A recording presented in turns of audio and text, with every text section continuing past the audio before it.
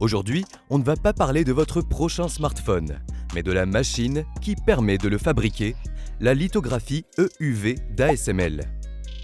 C'est, sans aucune exagération, l'objet le plus complexe jamais assemblé par l'homme. Sans cette machine, le progrès s'arrête. Comment une gouttelette d'étain microscopique se retrouve-t-elle vaporisée 50 000 fois par seconde pour créer la lumière la plus pure au monde ? Pourquoi les miroirs de cette machine sont-ils plus lisses que n'importe quel objet naturel sur Terre ? Et surtout, quelle est la situation actuelle alors que la Chine tente désespérément de briser le monopole occidental et que les nouvelles machines High-NA débarquent en usine ? On décortique tout ça maintenant. Le cœur de la machine EUV est un spectacle de pyrotechnie miniature qui ferait passer le 14 juillet pour un pétard mouillé. Imaginez une goutte d'étain de 30 microns qui tombe dans le vide à 250 km/h. Votre mission, si vous l'acceptez, est de la frapper avec un laser de 20 kW. Mais attention, ASML ne fait pas les choses à moitié. On ne frappe pas la goutte une seule fois, on la frappe 2 fois.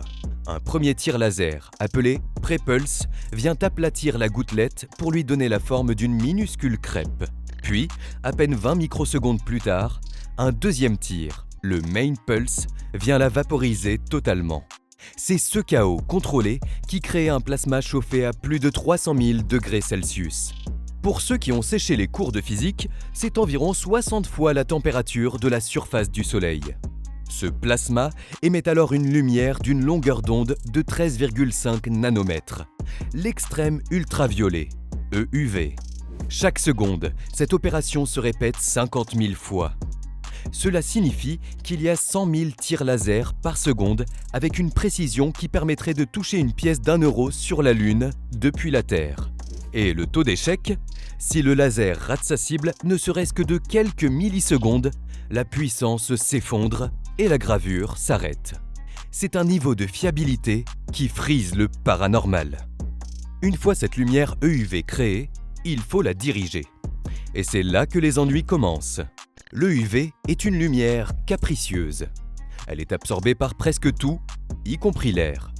C'est pour cela que toute la machine fonctionne sous un vide plus poussé que celui de l'espace.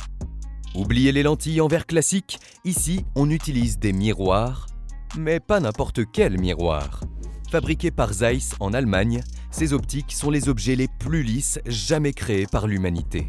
On parle d'une rugosité de surface inférieure à 0,25 nanomètres. Si l'un de ces miroirs était agrandi à la taille de la France métropolitaine, la plus haute bosse à sa surface ne dépasserait pas 1 mm. C'est un niveau de perfection qui semble presque insultant pour la nature. Ces miroirs sont composés de 40 à 50 couches alternées de molybdène et de silicium. Parce que l'EUV est si difficile à réfléchir qu'il faut utiliser les interférences physiques entre ces couches pour espérer renvoyer ne serait-ce que 70% de la lumière. Le reste est perdu en chaleur. C'est un combat permanent contre la physique pour garder assez de photons pour graver le silicium.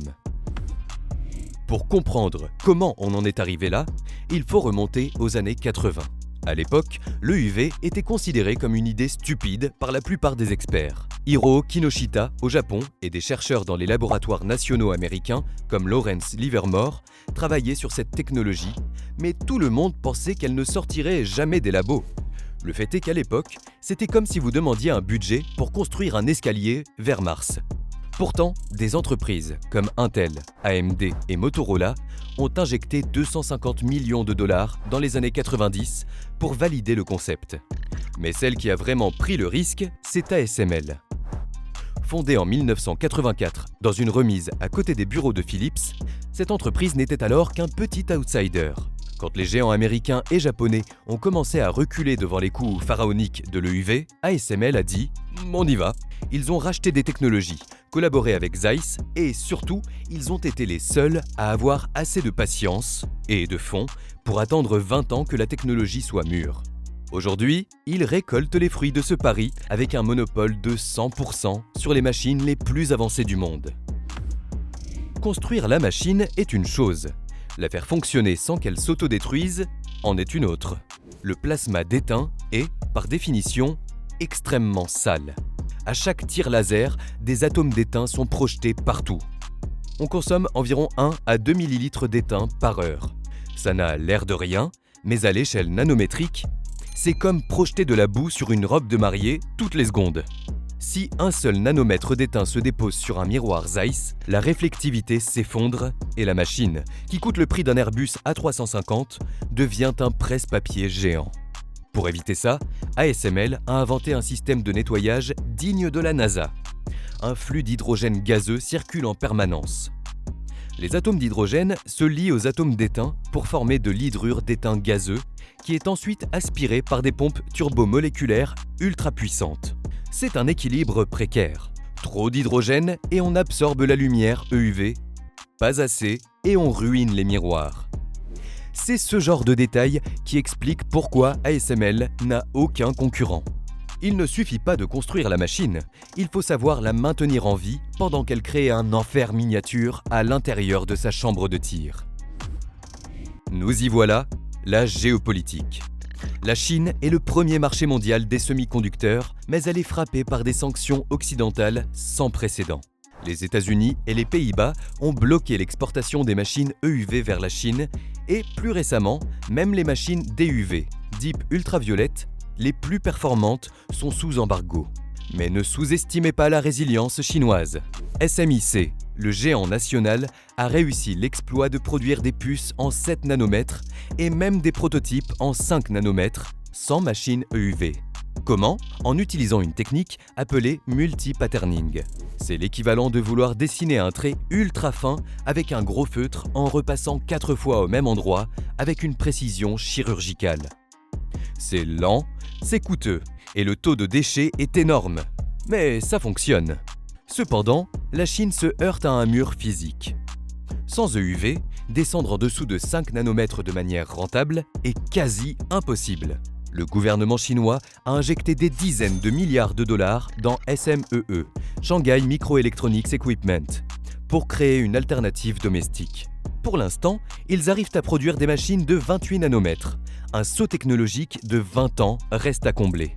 En réponse, la Chine mise sur d'autres chevaux, comme la lithographie par nano-impression NIL de Canon, qui n'utilise pas de miroir, mais un tampon physique, ou encore des techniques de packaging avancées pour compenser la taille des transistors par une architecture 3D plus maligne. C'est une véritable guerre technologique froide, où le logiciel et l'ingénierie de précision sont les seules armes.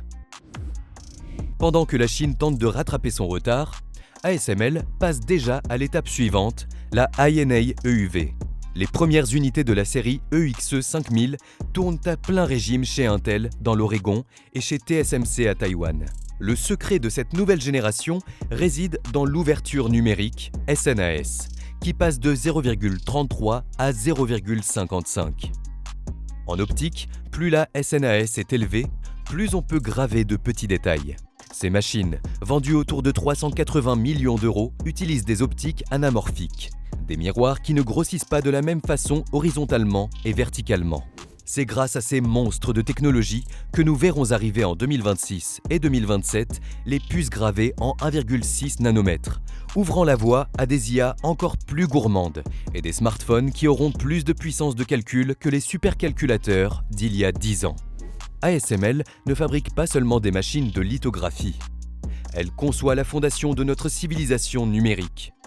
Sans ces ingénieurs néerlandais, allemands et américains, l'IA resterait un rêve et vos gadgets préférés seraient des antiquités. Le défi est immense. Les coûts sont stratosphériques et la pression politique est maximale. Voilà qui conclut ce décryptage sur le titan ASML. Merci d'être resté avec nous pour cette plongée dans l'infiniment petit. Si vous avez appris quelque chose, ou si vous pensez aussi que vaporiser de l'étain avec des lasers est l'activité la plus cool du monde, laissez un pouce bleu. Dites-nous en commentaire si vous pensez que la Chine réussira à briser ce monopole technologique d'ici 2030. N'oubliez pas de vous abonner et d'activer la cloche pour ne rien rater des prochaines révolutions technologiques. À très vite.